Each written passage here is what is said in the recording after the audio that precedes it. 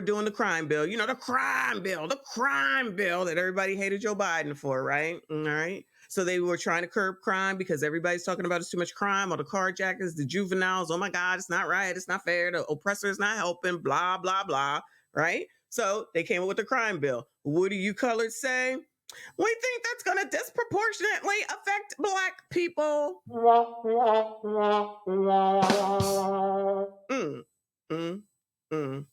Secure DC crime bill unanimously passed by the DC Council, child. I'm going to ask, we can clear the chamber, which I really don't want to do. Get rid of them. This is not a public meeting. A contentious meeting at that in D.C. Council chambers today as they discuss the Secure D.C. crime bill ahead of a vote. And that bill designed to address the city's crime emergency. Fox 5's Bob Barnard live at the Wilson building tonight. Bob Barnard. The very latest. Hi, Bob. Hey, Bob.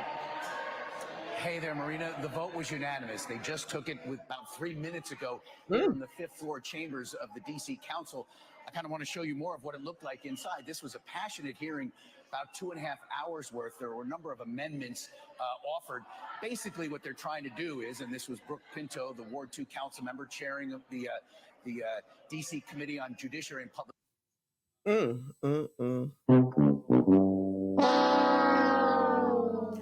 Good luck to y'all. Good luck to you. Safety putting forward this massive piece of legislation, 100 different provisions to try to crack down on crime here. But the concern inside and among some on the council is that whatever they do does not unfairly target Black and brown people in the city. So that.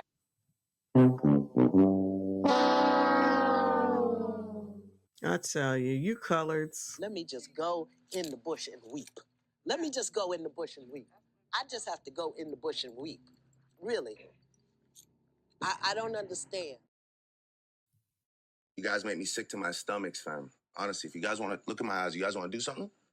You guys. Shout out to Eyes with the 5. Appreciate you, hon. Thank you so much. I'm just already tired, child. We a half hour in. She said Taylor Swift gifted each of the tour's touring staff, I think. Tours child. Taylor Swift gifted each of the tour's trunking staff $100K each at the halfway mark of her tour. Oh, child, shout out to Taylor.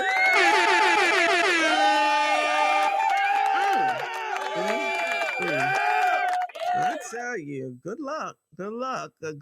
Shout out to everybody who works for Taylor Swift, child. Because clearly they taken care of. You don't hear no issues over there either. Come on, DC Bill. That is kind of where the dispute was on that. I want to show you some video from a recent crime scene. I mean, one of the things Councilmember Pinto said is the homicide rate, the carjacking rate in the city is just out of control, really, and that something needs to be done. And among the provisions is changing the definition of carjacking to allow them to be So now we want to change the definition of carjacking. Here's a good definition, right? If it don't belong to you, leave it the fuck alone. I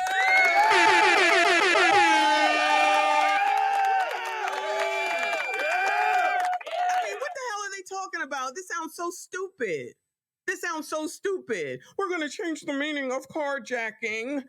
Oh my God, I can't do this. This is the effing Twilight damn zone. Prosecuted better, enhancing some of the firearms legislation. One of the things that got shot down today was an amendment that would have allowed police and prosecutors to grab DNA of suspects when they're arrested, even if they're not, eventually charged or convicted. Here now is a bit of the testimony earlier this afternoon from Councilmember Brooke Pinto and Kenya McDuffie, the at-large council member on the panel. In 2023, we saw a devastating 39% increase in violent crime and 26% increase in crime overall in the district. 274 people lost their lives to homicide.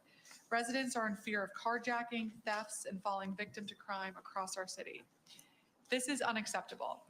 Today, by approving my Secure DC Omnibus, the Council has the opportunity to take decisive and comprehensive action to make the district safer and more secure. The committee believes that privacy rights of the innocent should be preserved. And I think that bears repeating. The privacy rights of the innocent should be preserved. And let us not forget, we are all innocent until proven guilty.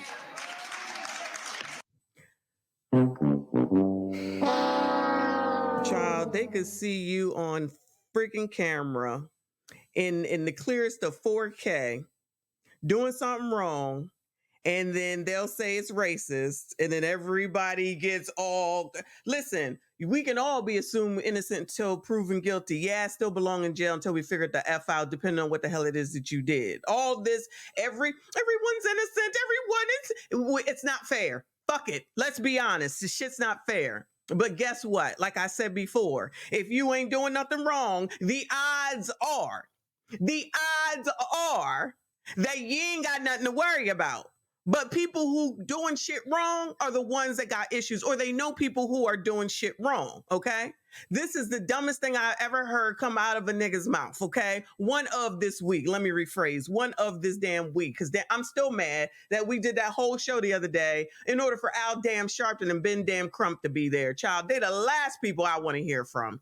Shout out to RBM with the 2. I appreciate you, honey. He said autocorrect is racist, and so is Siri. So is Siri. She always getting crap wrong. Shout out to you, hun. Shout out to you for another 5. He said the crime bill is because ninjas won't stop ninja-in.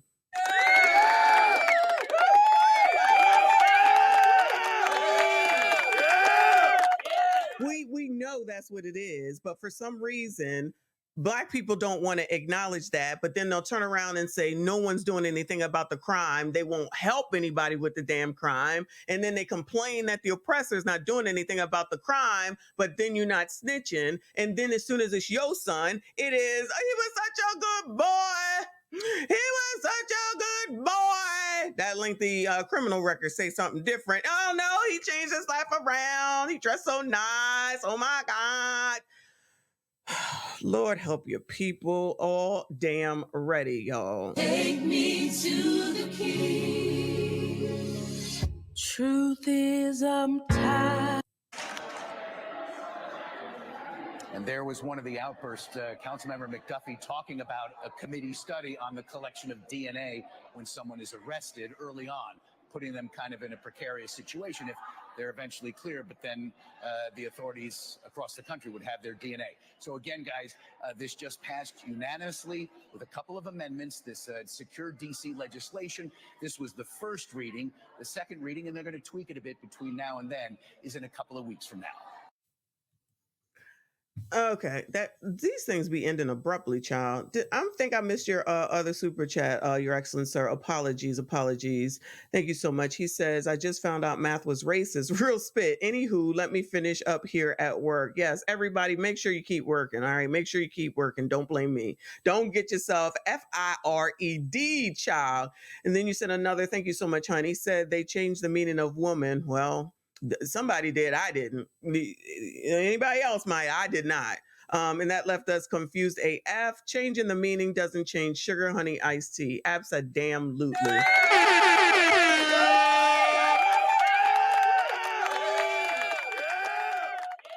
Abso-damn-lutely. So now that it passed unanimously, let's hear the reaction to the massive new DC crime bill from the people who want crime to be taken care of. I'm sure they're going to say, this is great. This is a step in the right direction. We appreciate it. Oh my God, action is being taken. We know, we love it. We love it. We love it.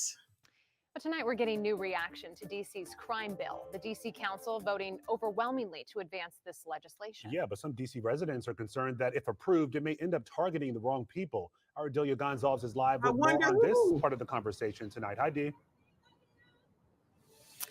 Hi, Lorenzo. Councilmember Brooke Pinto, the bill's sponsor and the chair of the Judiciary Committee, was hoping for a second vote on this massive crime package in 2 weeks. Instead, she'll have to wait about a month until the council takes this issue up again. That's certainly a sign of all the conversations that need to happen, all the details that need to be ironed out in order to get everyone on board. We know that lots of amendments were passed yesterday.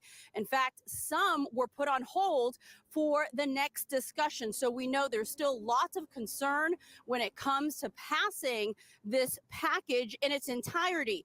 One council member who did abstain from voting, that's Ward 8 council member Trayon White. He represents a ward in Southeast DC that is disproportionately impacted by violent crime. He says that many of these provisions in the crime bill don't address the root causes of crime. Here's the root causes of crime. Y'all ain't taking care and raising your GD kids. If you ain't teaching your kids and you ain't raising your kids and you ain't disciplining your kids and they can do whatever the hell they want, they can go wherever the hell they want, they can have GUNs when they're minors and you say, well, he live in West Baltimore. That's the root of the damn problem, but y'all don't want to seem to say it. I'll say it. Parents ain't parenting their kids, and yet they out here fucking like they ain't no tomorrow, having these babies over and over and over that they don't want because they over here messing around with a ninja that don't want them, that ain't got shit, ain't never had shit, ain't gonna have shit, then turn around and talk about how everybody is crust, dust, must, rust, ashy ass bums when they really the ashy ass bums to begin with. If you're gonna keep having kids and you know daggone well that you can't take care of one, why would you have any more? Oh, yeah, because the government can help you. The same government that's going to sit up there and give prepaid debit cards to effing migrants and allegedly allow them to start voting. And y'all still going to rush 56,000 people in one day to put your name on a effing Section 8 list where you won't even get called. The odds are, and you're just going to be waiting around for something for the free so that your lazy ass ain't got to work. You can continue to F and have kids that you don't want and abuse them or take them into Walmart with no damn clothes on at a time where it's the coldest of the daggone year and then act like somebody did your punk ass wrong. Anyway, Lord. In a community with churches on the block and neighbors who walk their dogs, violence is still a reality here. One only has to look at nearly every home on this stretch of MLK with a surveillance camera ready to capture the crime that interrupts their daily lives. She said, "Ma, I can hear somebody hollering, begging and moaning." The blood-curdling screams of a man police say thought he was meeting up with a woman he met on a dating app, only to be robbed and shot several times in the 3600 block of MLK Avenue Southeast. It was about 10:46 Monday night. We left here at 10:41. Williams was out for a nighttime walk with her husband and dog Cinco and started fielding calls from concerned neighbors. They returned home only after police arrived and they knew it was safe. And that's why my son Andre is in Greensboro, North Carolina, at North Carolina A&T. And when he comes home, he can't stay in this neighborhood. We have to.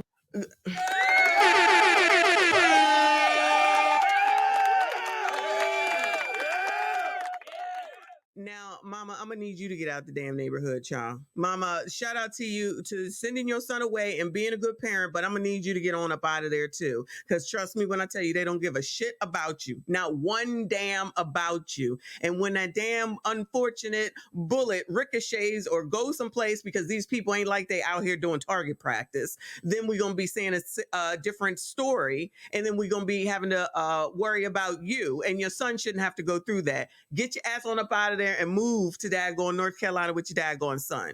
Child, go to Texas, do something. Get on up out of, where are we? DC? For show. This is crazy, y'all. And they think what these cameras gonna do except for record crap so that you can see it. It ain't gonna change nothing. They don't care. They doing it in the daytime. They taking it right out the store. Cameras right there. We've seen it over and over again, right? Child, you can't make it up. Move forward and make sure that everyone in our city is protected and safe in their own neighborhood. Councilmember Brooke Pinto's crime omnibus passed its first vote with several changes to the most controversial measures, requiring 24-hour notice before police set up a 5-day drug-free zone.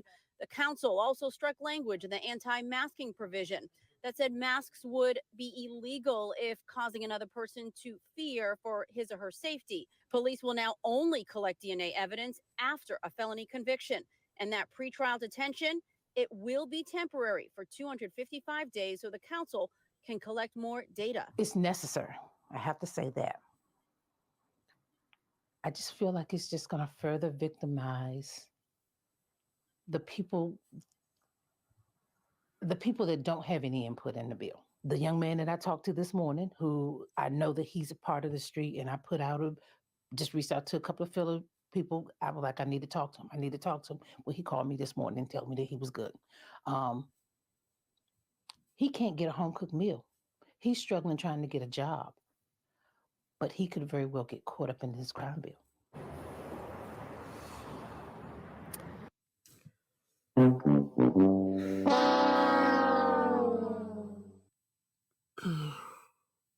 Child, just stay there. Just stay there. Let me go ahead and just let Dr. Umar say it. You know, some of us love our children, but some of our children are so far gone that we're going to have to put some of them to sleep in order to take back the neighborhood. Some of y'all don't want to hear that because you don't live in reality. But I'm telling you, as a psychologist, I'm not going to be able to psychologize all of them on the corner. Some of them going to sleep from God. We can finally agree with something that Dr. Umar says. Maybe that's why she's staying. She's there to help her community, child. Good luck to you. All right. Good luck to you. You cannot, you know, when the 9/11 people came over here and they were told, they knew they were going to die, y'all. They knew they was going to die. They said, you're doing it for Allah and you will get your riches in heaven and we're going to take care of your people. Now, this is something I remember. Okay.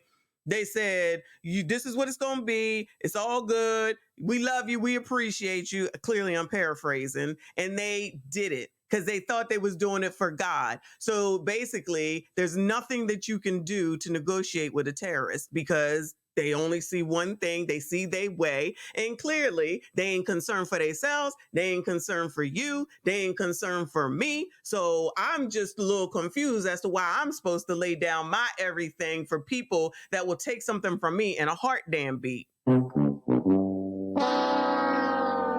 Yo, but you know what? That's your spot. You go ahead, girl. You have at it. It's like I thought we was looking at something different, but you know, instead of getting out while you can, let's wait till something, God forbid, happens. And then it's going to be, oh my God, I can't believe that. Child, shout out to RBN with another 5. Y'all, I didn't even bring wine today, child.